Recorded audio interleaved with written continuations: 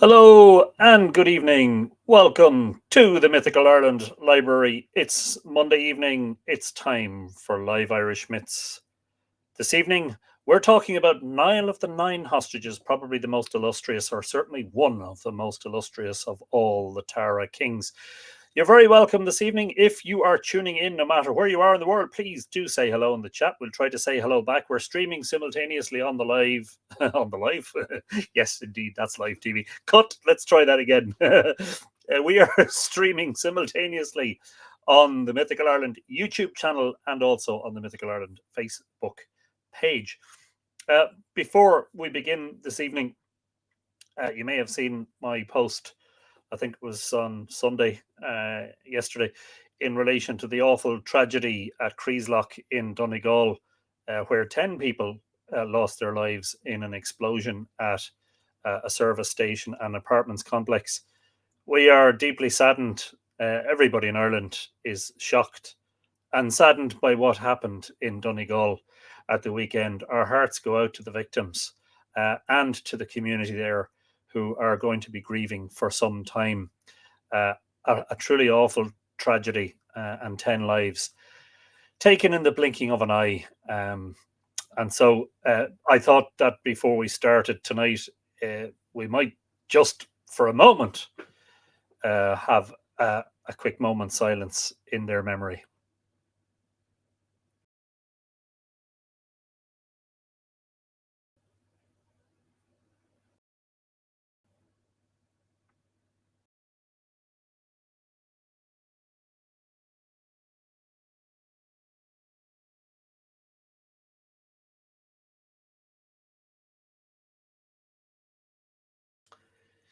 And our all our thoughts are with the people of Creeslock and Donegal at the moment. Joe Butler is in the house.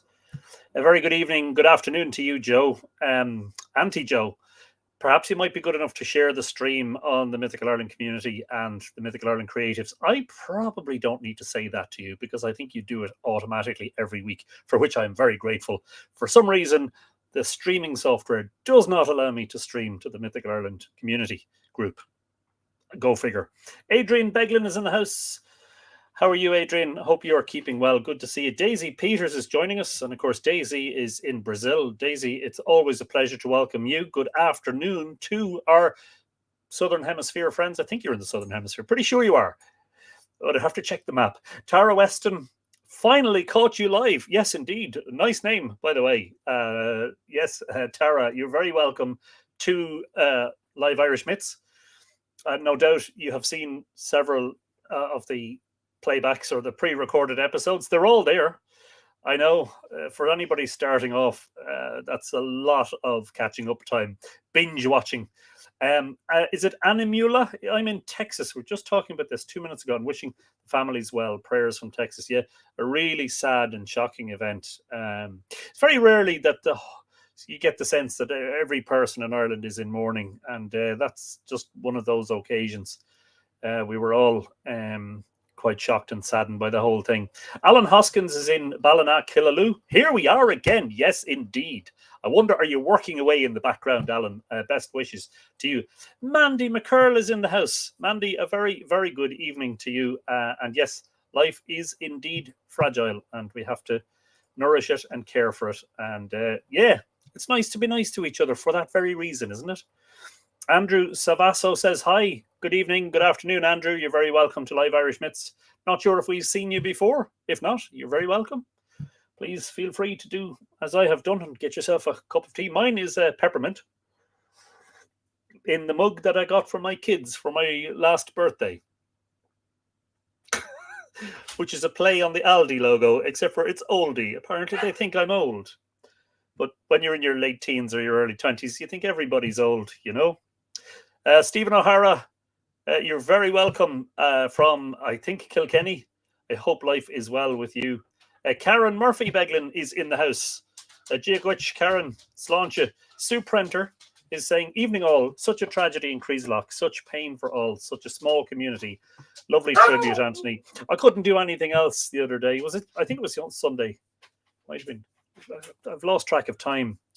But I just decided that was the only post I was going to make on Mythical Ireland all day long. That just everybody was sore, you know. Actually, that was 2 days ago. That was Saturday. Everybody was sore, you know, and just what else can you say? You know, very difficult to find words in these times. Salav is in the house.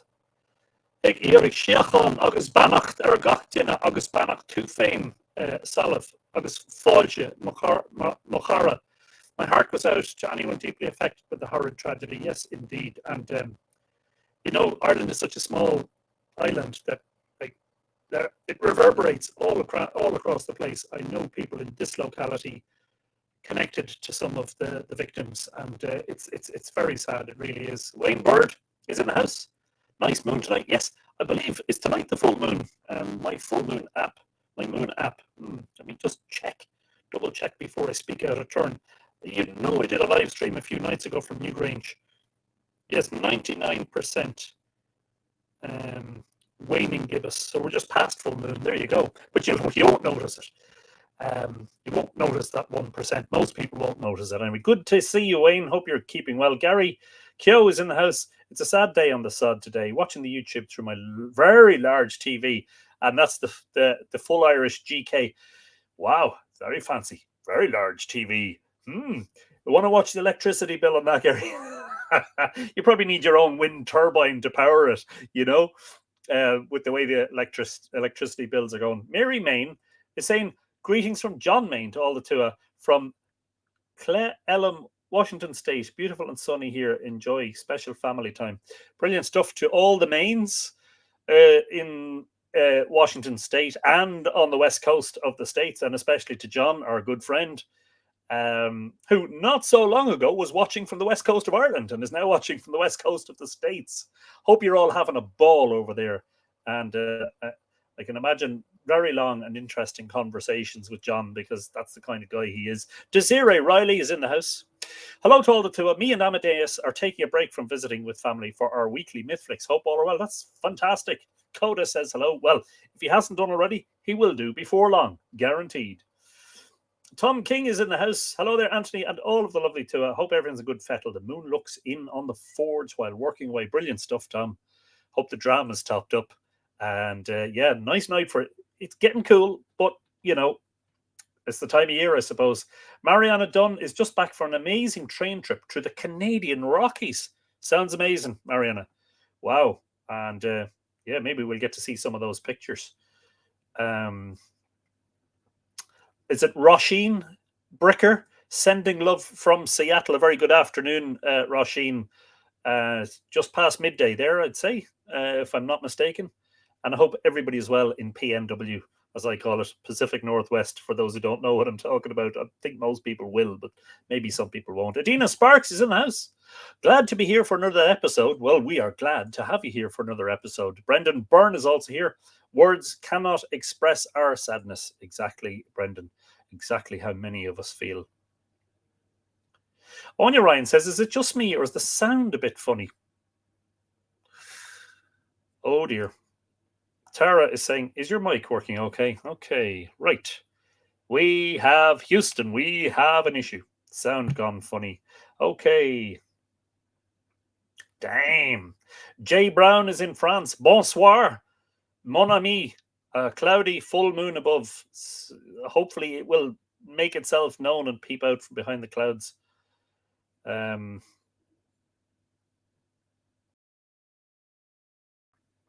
Yes, Nick Esker Casterton is here. I hope the sound improves. I don't know what's causing that, by the way. I really don't.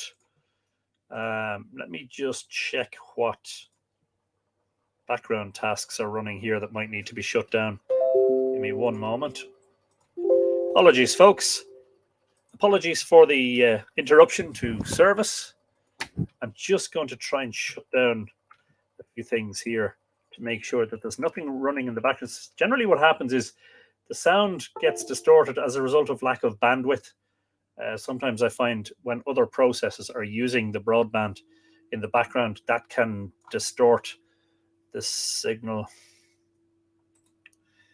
Okay, I'm just going to end a couple of tasks here.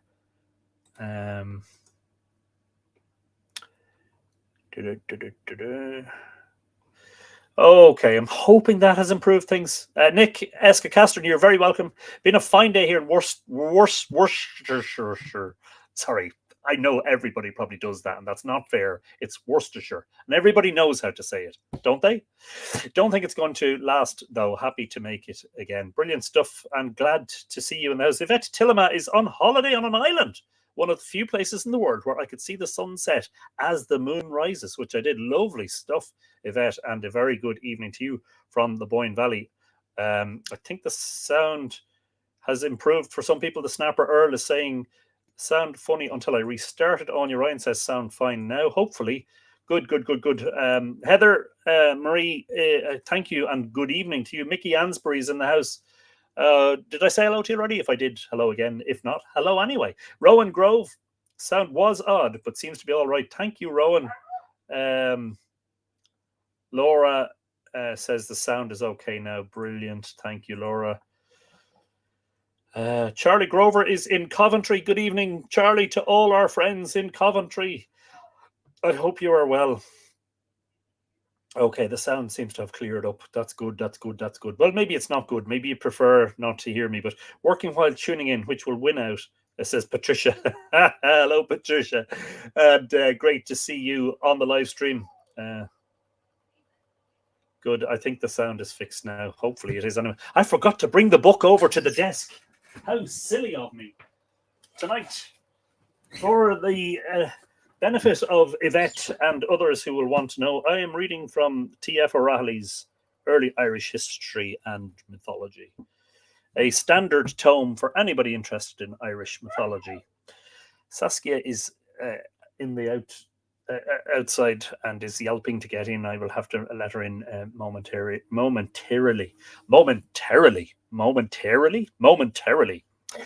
You may see on the scrolling ticker on the bottom of the screen that, the Mythical Ireland website was launched just over a week ago, the new version of the website.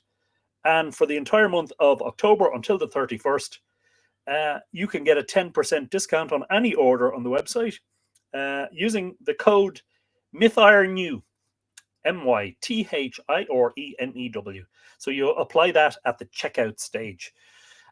Don't forget that the Mythical Ireland 2023 calendar is not only available for pre-order, it has gone to the printers, it has been printed, and is now gone for wire binding, and I should have copies by the end of this week. So thank you to all those who have pre-ordered their calendar. Hopefully, as of either late this week or very early next week, it will no longer be a pre-order. It'll be order, and hopefully it will be dispatched within 24 hours. That's the plan anyway. Despite the fact that things are tremendously busy here at Mythical Ireland, we do appreciate that people want to have their calendars in plenty of time. Amadeus is not used to hearing her, says Desiree. He keeps looking at the TV with head cocked. She yelps rather than barks most of the time. Can anyone else see the moon tonight? Tara asks. It's cloudy here in Ballyjames. Yeah, several people have mentioned that the moon looks really beautiful tonight. I haven't seen it so far, but then kind of indoors, so I'll hopefully get a look at it when the stream is finished.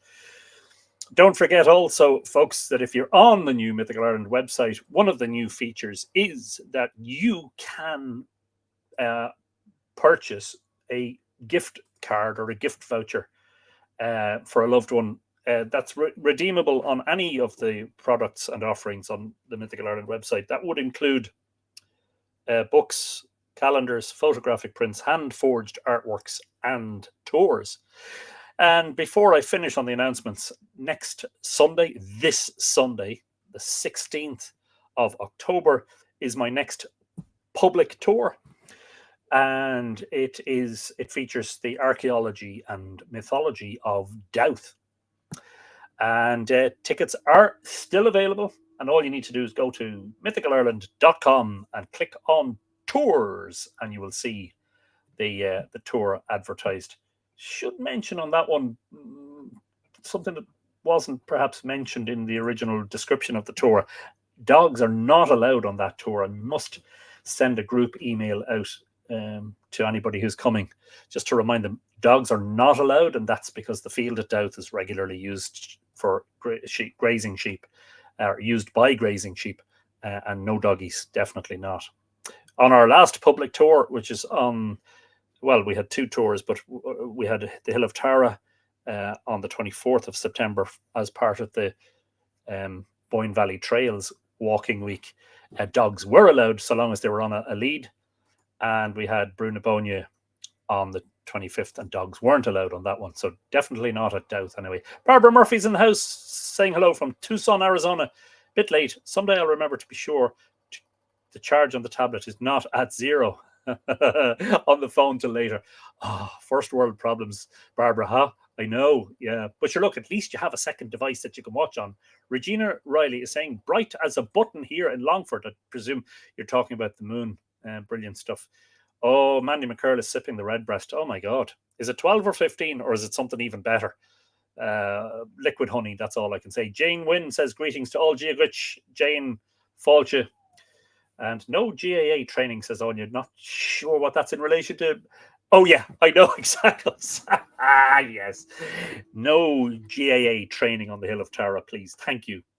We are talking tonight about, well, we are, I hope, Niall of the Nine Hostages. And we did an episode. Was that episode 47? We did an episode about Niall and the Hag, the story of how Niall kissed the hag and assumed the sovereignty. That was episode number 28, not number 47. 28. Oh my God, that's such a long time ago now. Hard to believe. We've been streaming for 2.5 years. Wow. Of course, it was daily initially and weekly over the last while. Anyway, this is Niall of the Nine Hostages. I hope you are all sitting comfortably and all ready. 12-year-old says, Manny, look, it's absolutely fine. It's beautiful. And it's expensive. I saw a bottle in O'Brien's off license that was 500 and something euros. I can't remember how many. I think it might have been a 21-year-old. Oh, you could just imagine. And that's all I did was imagine. Dawn Louise McCarthy is saying hi to all. Love from Derry. A very good evening to you, Dawn Louise. You're very welcome to Live Irish Myths. And I hope you enjoy what we're about to explore, which is the story of Niall of the Nine Hostages. This will be at least a 2-part episode. So I hope that you enjoy it. Don't forget that we will return at some point to classical mythology. I am planning to do a series on Native American mythology. I would like to do something special for the 200th, which is in 2 weeks' time. This is the 198th episode of Live Irish Myths. I would like to do something special for the 200th, so I need to think quickly on that one because that will come around really fast. Anna L is saying, good evening, Anthony and the Tua. You're very welcome. Anna L is just down the road. I think if everything is normal, you are in Balbriggan in the county of Dublin. Anyway, better get started because it's nearly 8:20. For God's sake, how long does it take to get through? And every week, without fail, there's somebody who comments on the YouTube video afterwards and says, will you stop blathering on and just get on with it? And I'm like, well, in the time it took you to post that comment, you could just have fast forwarded, click the timeline and just skip the announcements. And in any case, I would also ask, what are you paying for this service that gives you the right to feel so entitled? Stick that in your pipe and smoke it. There you go.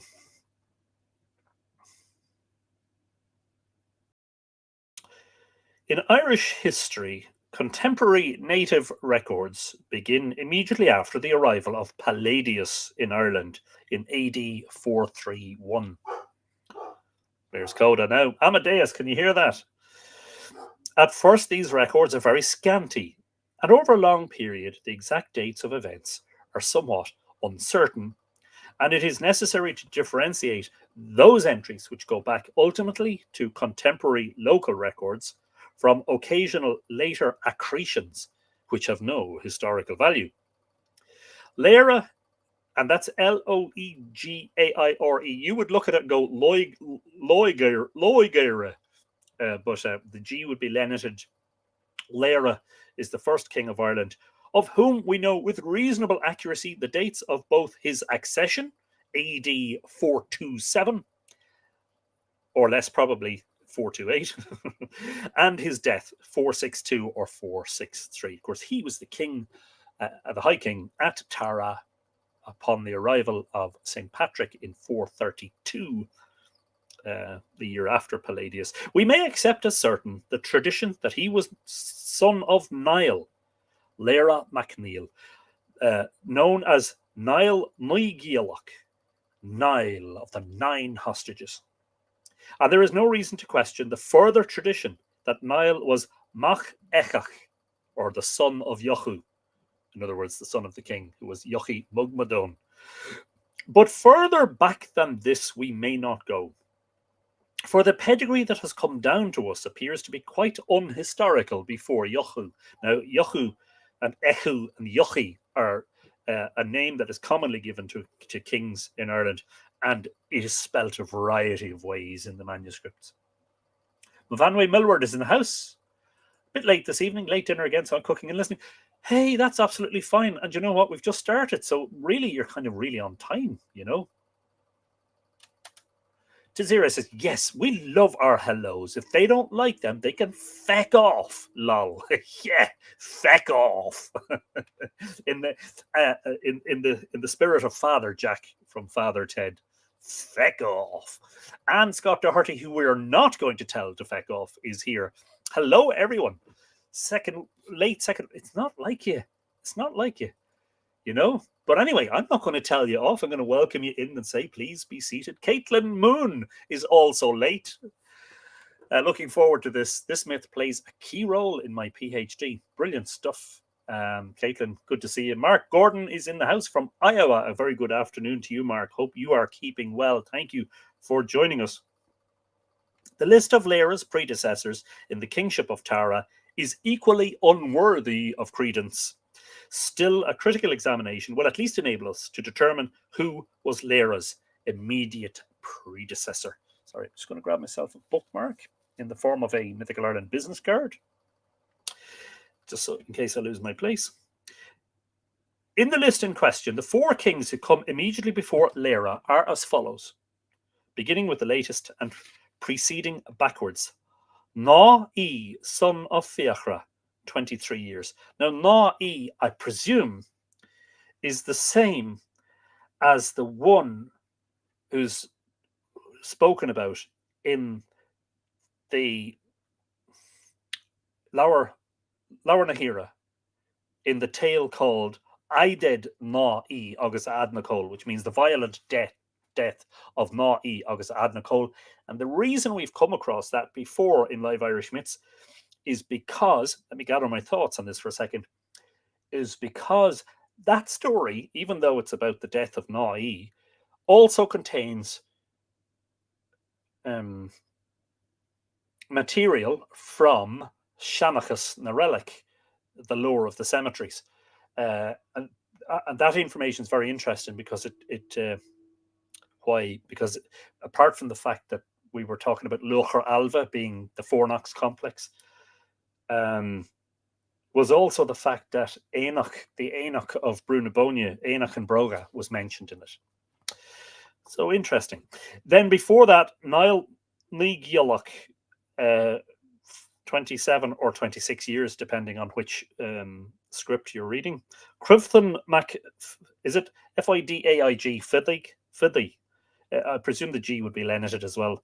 Crumthon MacFiddy, 13 or 16 years. Again, the length of the reign varies according to which manuscript you're basing it on. And Yochu Mugmadon, the father of Niall, who reigned for either 8 or 7 years. So Ná, then Niall of the 9 hostages, then Crufton, and then... No. Sorry. Beginning with the latest and proceeding backwards, the 4 kings who come immediately before Lera. Yes, of course, yeah. So Ná comes before Lera, and before him, Niall of the 9 hostages, before him, Crufton, and before him, Yochi Mugmadon. Apologies for the confusion, folks. It's very... I admire greatly the scholars of the medieval manuscripts who've managed to disentangle a lot of this stuff. It's incredibly complex in places. As far as I know, they're the same, says Caitlin. Thank you for that, Caitlin, because I wasn't entirely sure. Crufton MacFiddy, Niall's predecessor in the above list, admittedly belonged to a Munster stock. And of course, those of you who know the political or the geography or the political geography of Ireland know that Munster is the south and would therefore have been unrelated to the ruling family of Tara. It is, however, a matter of doubt whether this Crufton ever existed, for it is arguable that he was ultimately a supernatural personage, as his sister Mongind admittedly was. Mongind was the wife of Yuchi Mugmadone. Niall of the Nine Hostages, kind of not his half mother, because Yuchi Mugmadone was. Anyway, we'll get there. Stop confusing things, Anthony. Just read the text for God's sake. Where was I? In any event, his inclusion among the kings of Ireland, i.e. of Tara, is obviously artificial. Now, there are footnotes. I'm not going to read those. I think it's complicated enough. If you want to follow the sources, the book is Early Irish History and Mythology by T.F. O'Reilly, available, I believe, on is it the Dublin Institute for Advanced Studies is who it's published by. It's available online anyway. I apologize. Is it the Royal Irish Academy website it's available on? Caitlin will know. Look, if you're studying Irish mythology, you really can't be without this. Although some of O'Reilly's, this was published in 1946, I think. Yes, although some of O'Reilly's theories are challenged, a lot of it is really, really good stuff, and the scholarship of it is not to be doubted, and the sources are brilliant. Stepmother or adoptee, says Helena. Yeah, that might be a better way of saying it. Rose Carrain is in the house. Hello there, Rose, as is Michelle Woodburn. Hello there, and Karen Fay O'Loughlin has joined us from Colorado on a beautiful day. Glad to hear it, Karen, and it brightened up nicely today. Pretty sure it's on Google Books as well, says Caitlin Moon. Thank you for that, Caitlin. In what appears to be the earliest mention of Crufton, Cormac, that is of Samas Cormac MacCuillenan, associates him with the historical fact of Irish conquests in southwest Britain. Dind Tradwy, one of the places occupied by the Irish settlers, was, he tells us, the fort of, quote, Crufton Mór MacFiddy, King of Ireland and Britain as far as Murnicht, English Channel. There's the Middle Ages name for the English Channel in Irish was Murnicht.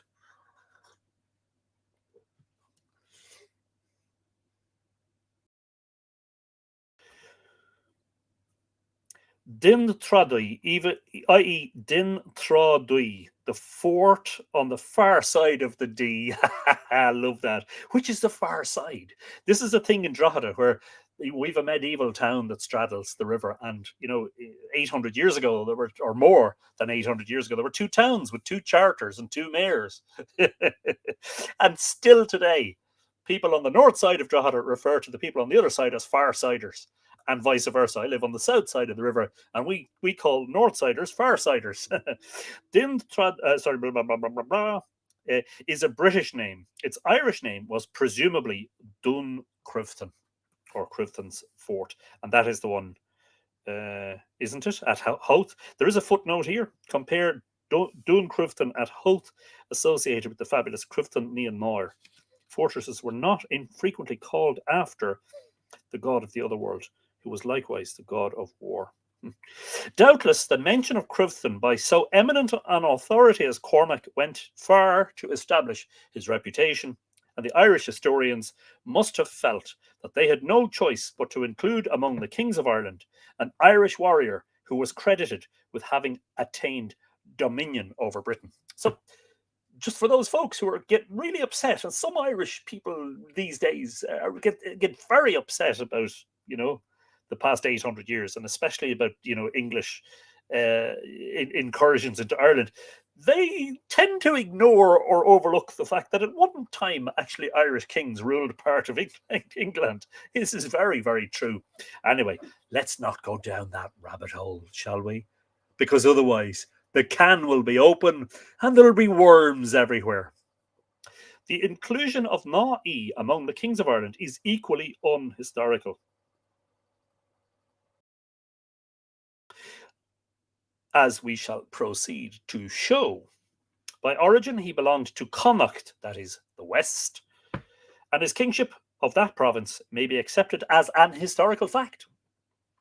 Apparently, he acquired considerable fame as a raider of Britain, and it was partly this fact that led to his being included among the kings of Ireland, his alleged reign being intercalated after that of Niall, another famous raider of Britain. A son of Naí, Ailill Molt did succeed in making himself king of Ireland after Leira's death, and this, no doubt, made the historians all the more willing to grant the. Pardon me, that's the dinner repeating on me. I do apologise.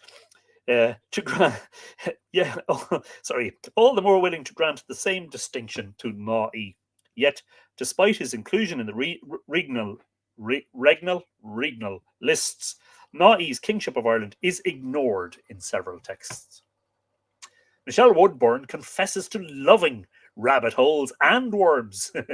Would they be rabbit, or sorry, would they be wormholes? Never mind.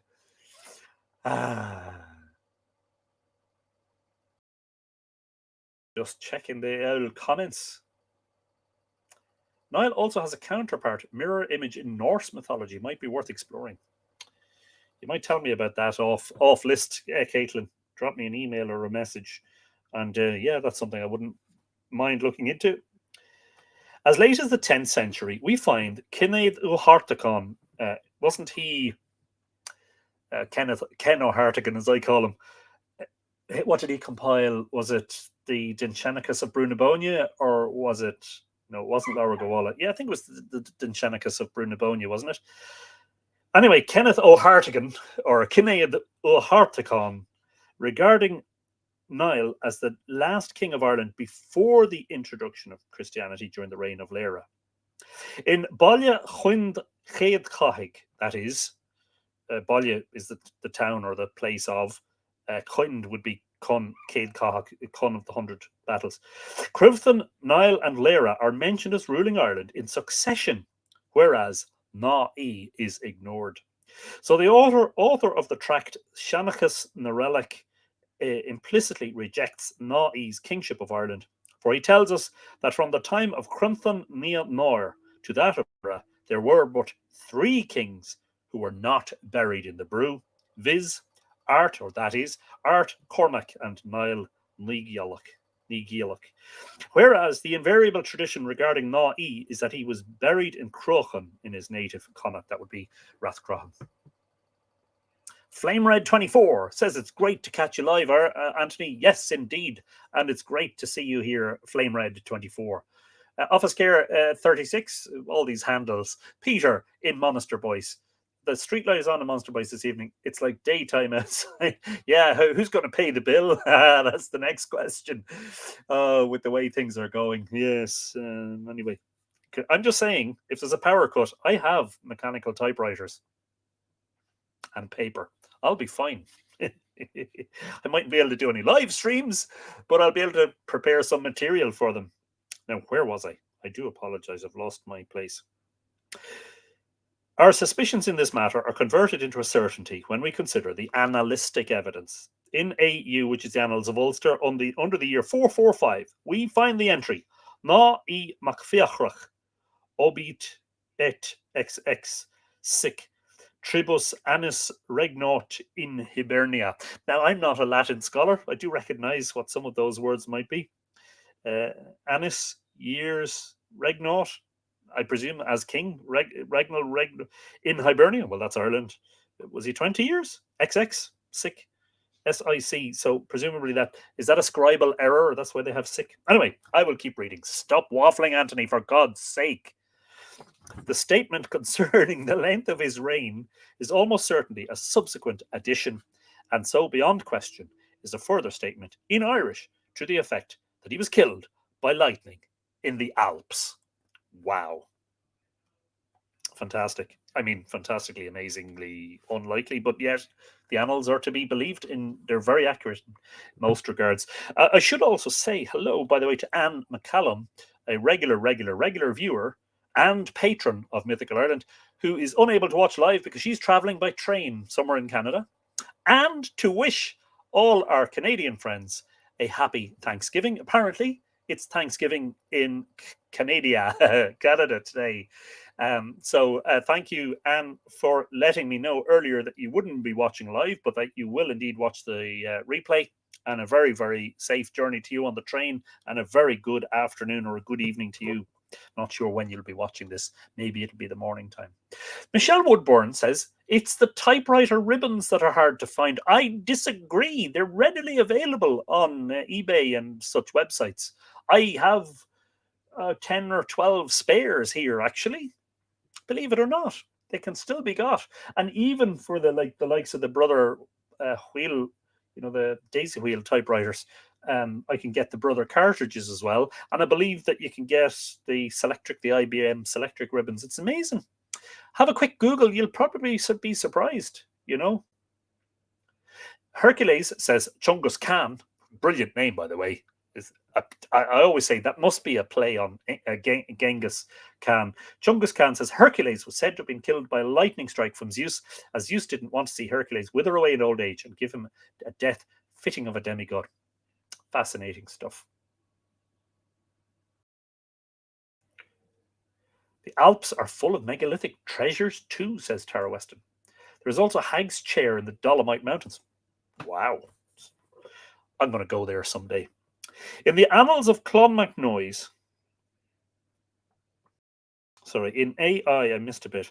In AI, at the year corresponding to 445, what's AI?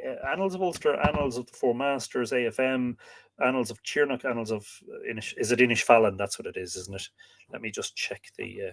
Do I even have to? No, let's just say that it is. We have the very brief entry, Nahi Macfiacrach, in the Annals of Clonmacnoise. The corresponding entry is Nahi Macfiagra of Ulster, died in Anno 423. Here, Ulster is an obvious blunder. I was just going to say, I thought he was from Connacht. And the date has evidently been corrected by the translator or scribe, for the preceding annal belongs, in AU dating, that's Annals of Ulster, to the year 443, and the following annal to 446. Here we see an attempt to get rid of the contradiction between the annalistic entry, which placed Na'i's death in 445, and the doctrine of the official historians that he died in 427 or 428. Is everybody following? There's going to be a test at the end, which I would fail because I'm not following. A subtler attempt in the same direction is seen in FM, that's the Four Masters, where the death of Avalgi, son of Fiachra, is entered under the year 449. Here the date has in effect been retained. A discrepancy of 4 years is found in other datings at this period.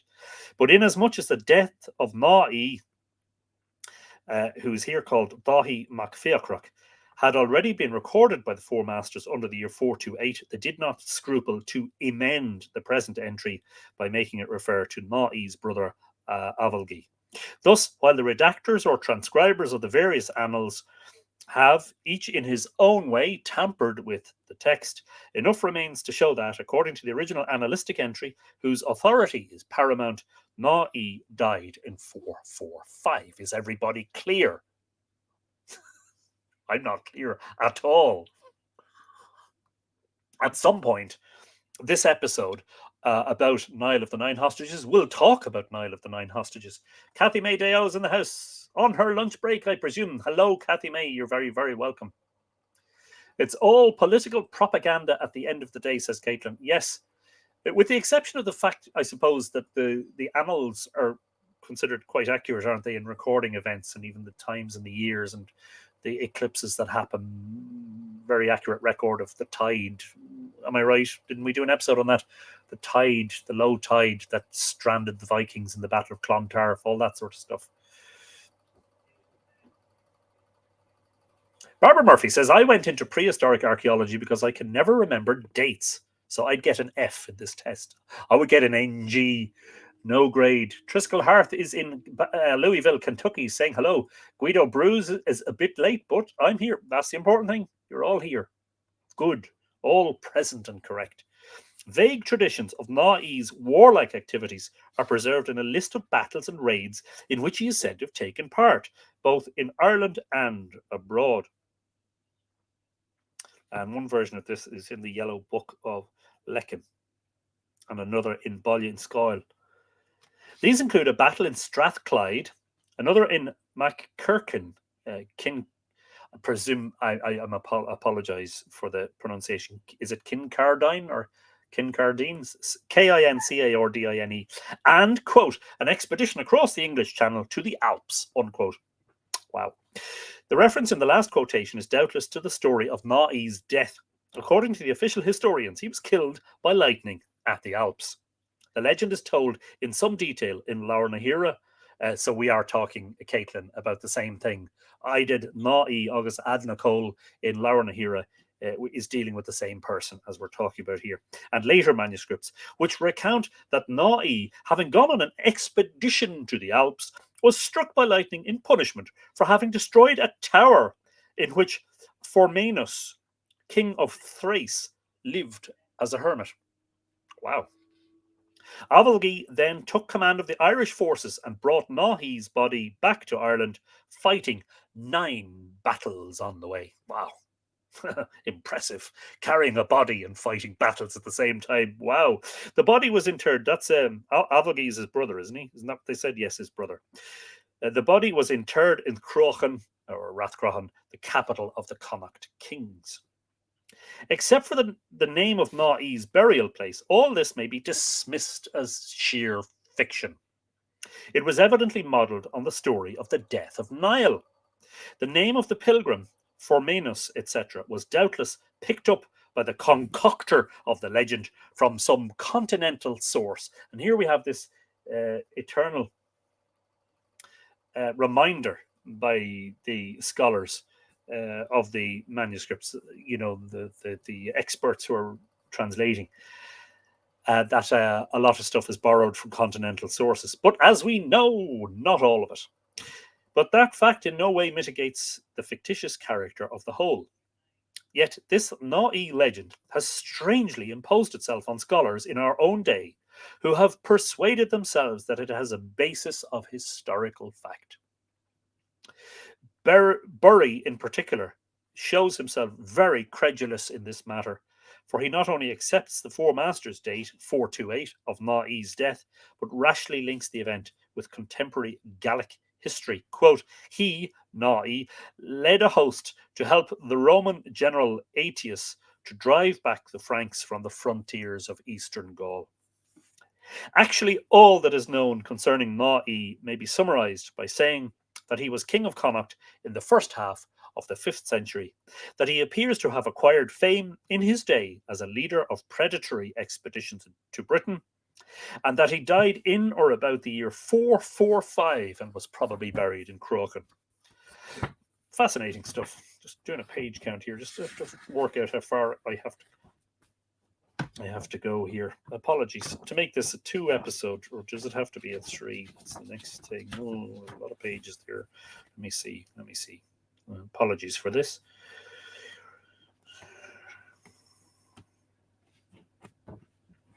It'll be a 2. Yeah, we'll keep going anyway for a while. Oh, apologies. Oh, now I've lost my place. That wasn't very clever, Anthony.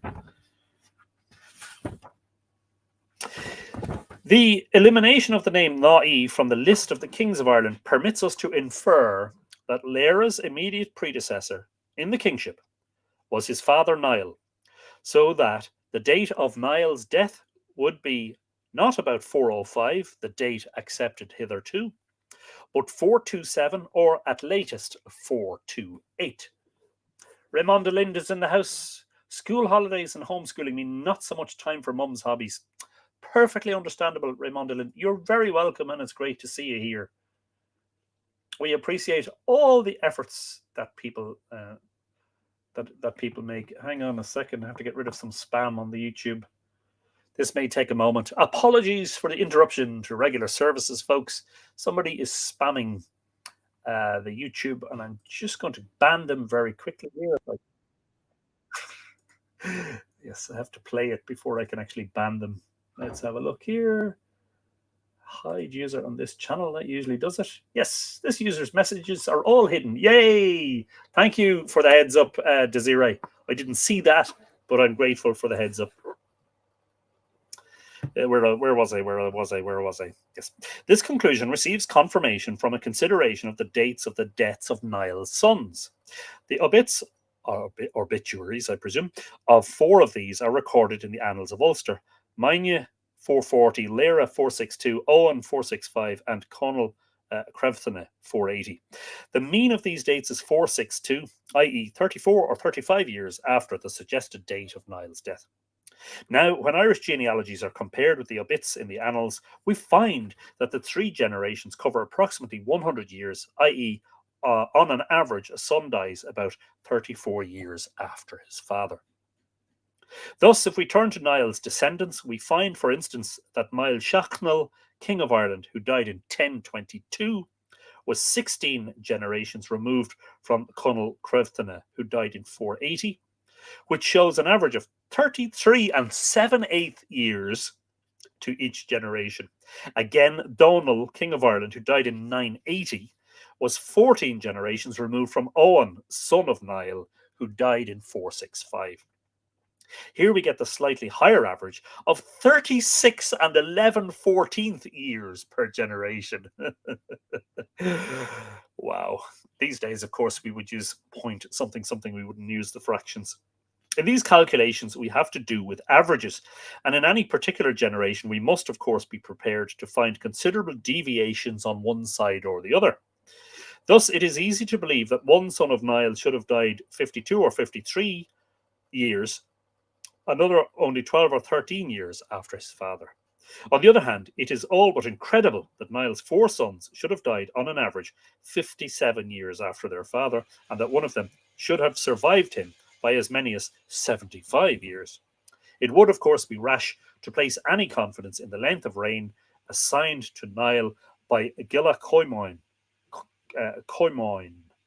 viz. 27 years, though, for aught we know to the contrary, it may be approximately correct. He's getting a bit bogged down here, isn't he? In any event, Niall's reign fell mainly within the first quarter of the 5th century. At this very time, the defenceless state of Britain gave unique opportunities to Irish marauders. I like that word. And Irish, of course, but marauders.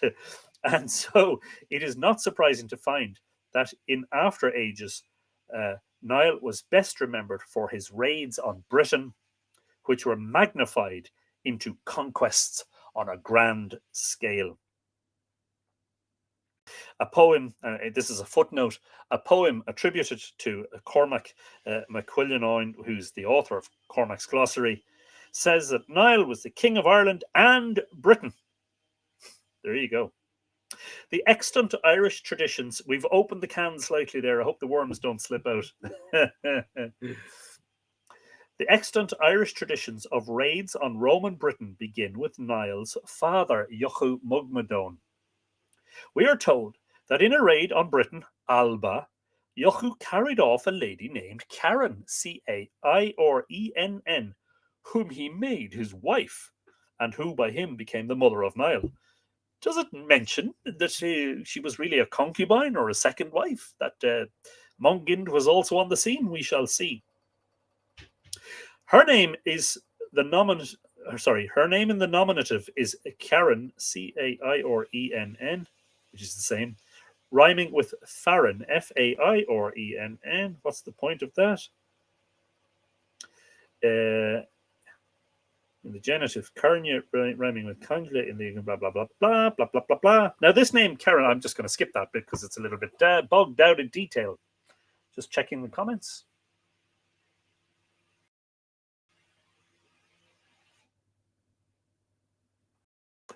Michael Pike is watching. I did not say hello to you, Michael, I don't think.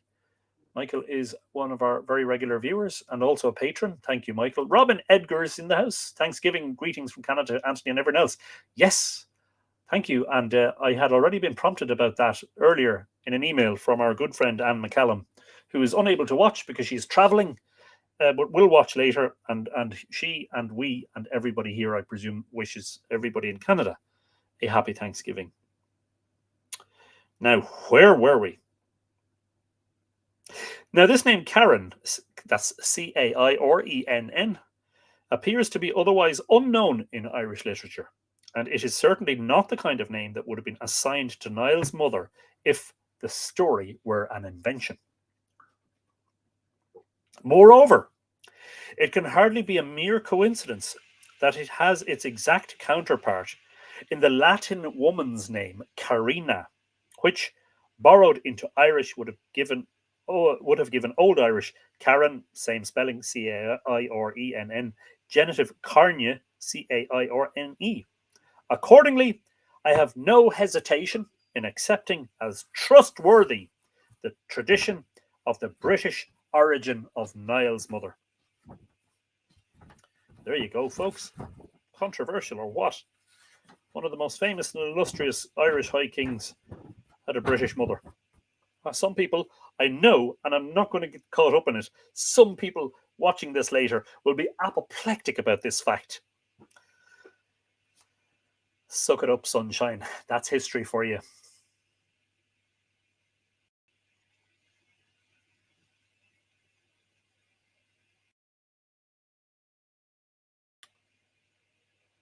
The veil is thinning, says Tara Weston. Yes, indeed. The reliability of the tradition, which represents Yochu as bringing slaves from Britain, receives confirmation from his standing epithet, Mugmadone. And there's a footnote, which I will read. This I take to be the historically correct form of Yochu's epithet. The usual Mugmadone, rhyming with Brone, owes its ofather to the etymologists who connected it with Medone, middle. See the attempts made to explain blah, blah, blah, blah.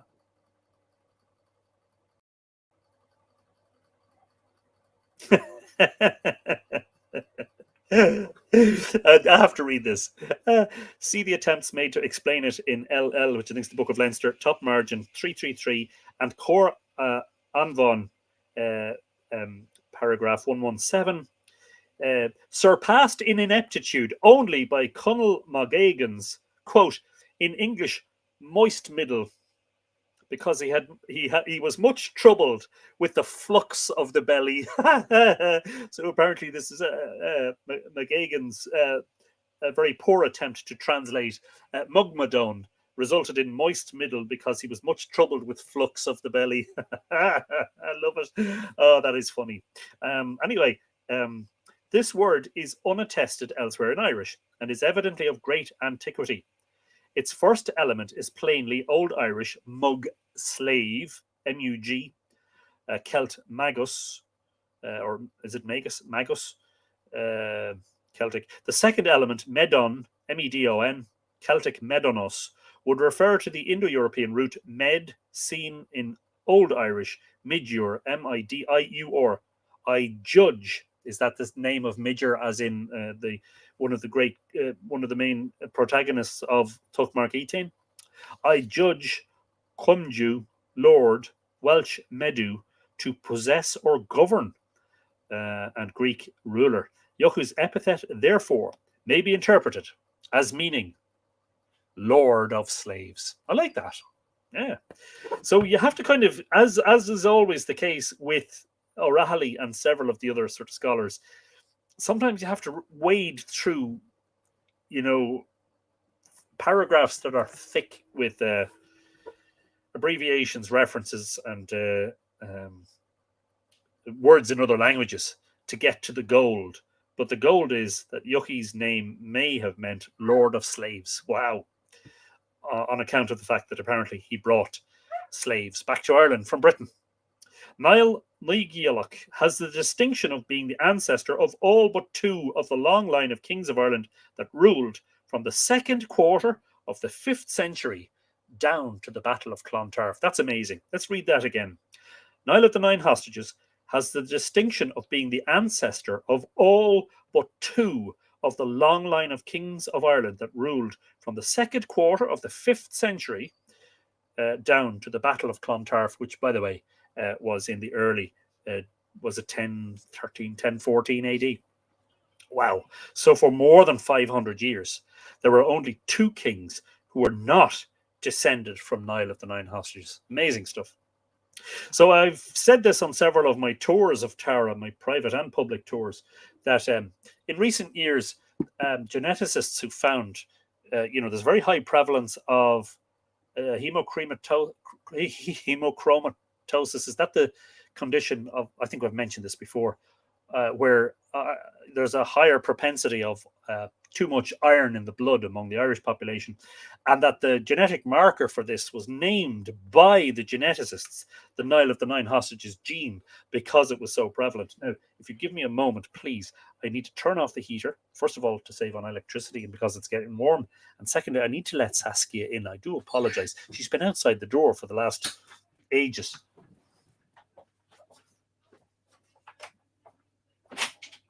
Get on. Yeah. Somebody will let you out there while I continue to live stream. Oh. Sure, it's a nice night for a husky to be out, isn't it? That's what I tell myself. As might be expected, several legends have gathered around his name, yet it must be confessed that these contain very few grains of historical fact. The story of his birth and upbringing is mythology, pure and simple.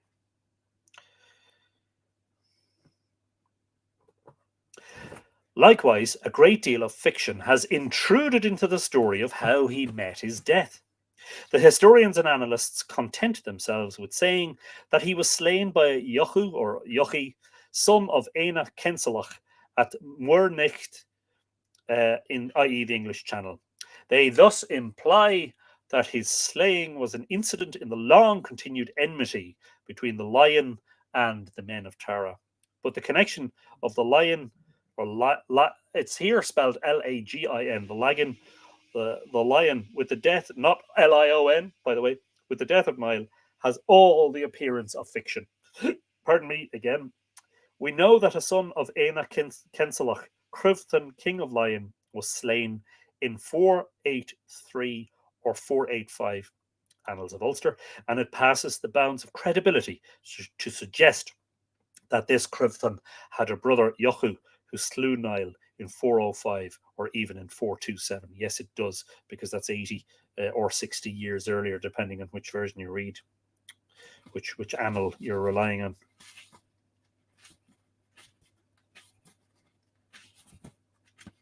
Okay, a couple more pages and we'll be done.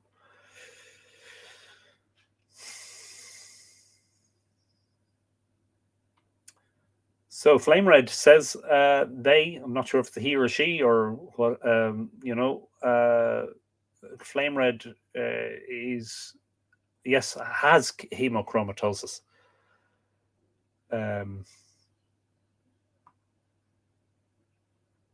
Yes, it's still, I suppose, reasonably mild for the time of year. It's about 10 or 11 degrees, so not cold enough for the old frost just yet. I think it very likely that Jochu, the alleged slayer of Niall, was originally the mythological personage of that name, i.e. the sun god, who was also the god of lightning. In this sense, Jochu's arrow or spear would have been the lightning stroke, and the original tradition would have meant that Niall was killed by a flash of lightning. This view receives support from the fact that Naí's death is attributed to lightning, for the legend of Naí appears, as I have suggested, to have been modelled on that of Niall. Later, our humorizing historians attempted, not very successfully, to convert this Jochu into an historical figure. The thing about the Huskies is they have they're originally from Siberia. Like they're bred for the cold weather, And Flame Red is a she. Thank you for that. And the old hemochromatosis. Raimonda Lind is asking: is there a prevalent blood type with Niall's descendants? good question, and I don't immediately know the answer to that. But all very interesting. Niall was quite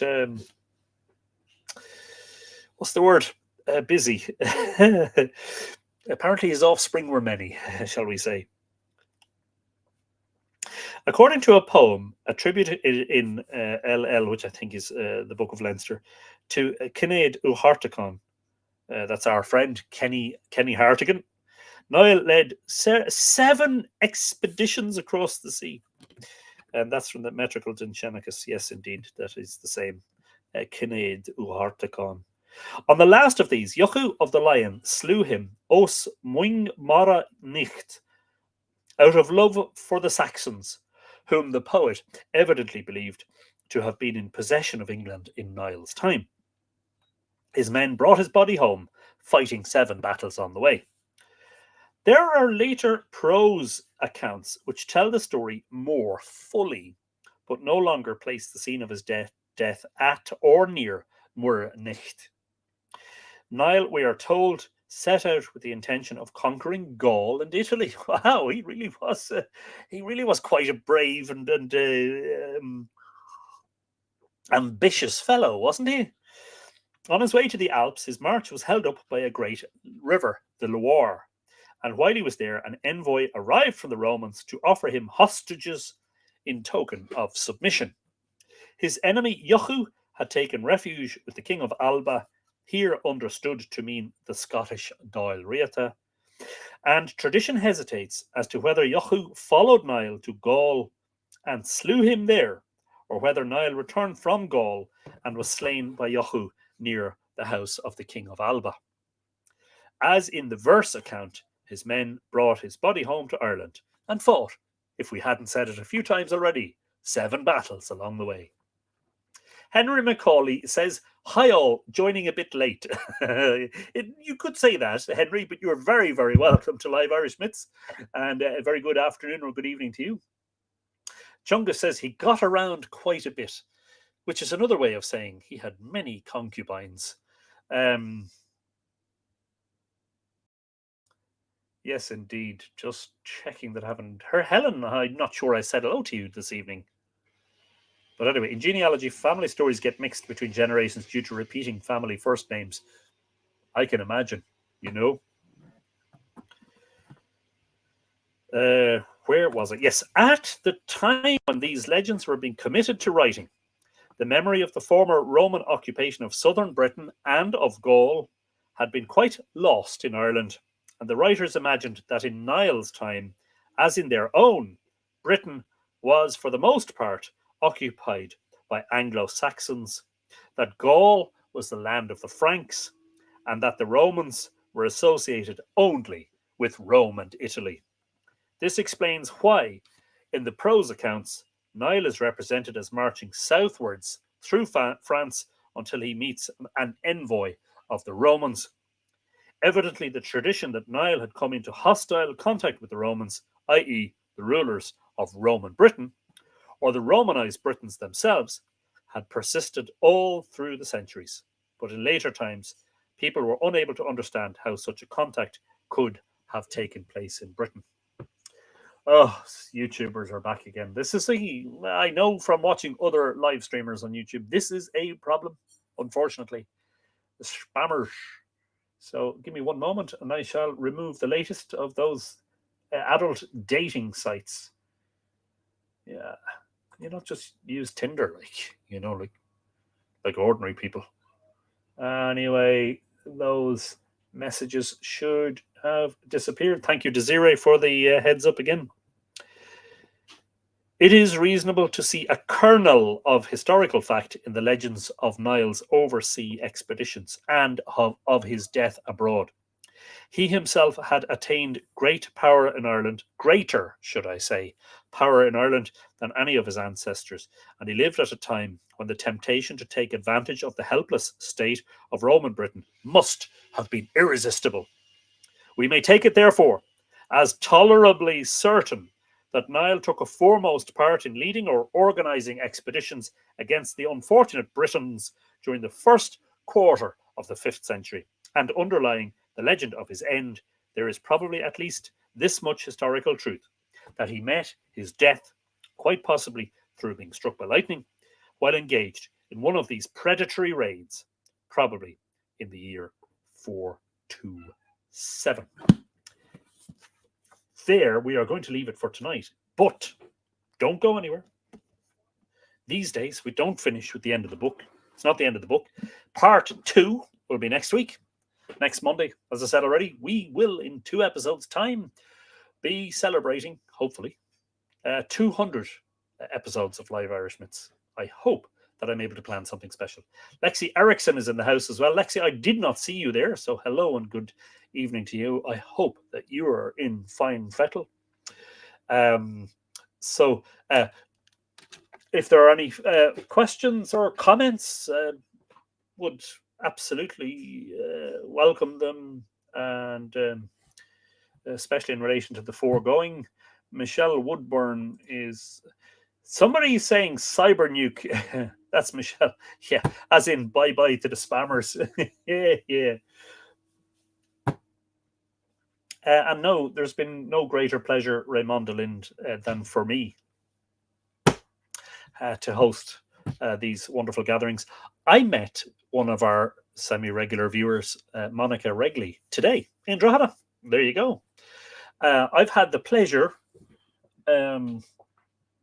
over the past 6 months especially, our restrictions for the pandemic were mostly lifted last January, and I've had a great pleasure this year of meeting for the first time many of the Tua, many of the community who I previously had only seen as names on the screen, and I continue to do that, which is nice, you know.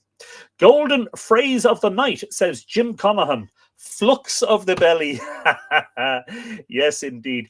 I mean, is he basically saying that, you know, flux? I mean, is he talking about fluid, like, you know, having an enlarged middle, a little bit on the rotund side, shall we say? I am enthralled, says Michelle. Thank you. Well, thank you indeed. Henry McCauley says Sláinte and August Tufain Slán go fóil. I'm looking forward to part 2 and episode 200, says Alva Kelly. Yes, indeed. And just a reminder again about the thing that's moving along the bottom of the screen. If you're buying or pre-ordering the Mythical Ireland 2023 calendar, that will be coming back from the printers hopefully before the weekend, if not on Monday. You should use when ordering the calendar, or indeed any of the books or the photographic prints or the hand forged artworks, that you should use the code. There it is, scrolling across the screen. There it is. MythIronNew, MyThirenew in capitals. MythIronNew, as in Mythical Ireland new website, to get a 10% discount. There you are. And don't forget, if you're on the website, please do sign up for the emails. It's very easy to do. Just put in your email address and hit the arrow and you're subscribed. It's really straightforward, because you will be getting announcements about all of the things that are going on.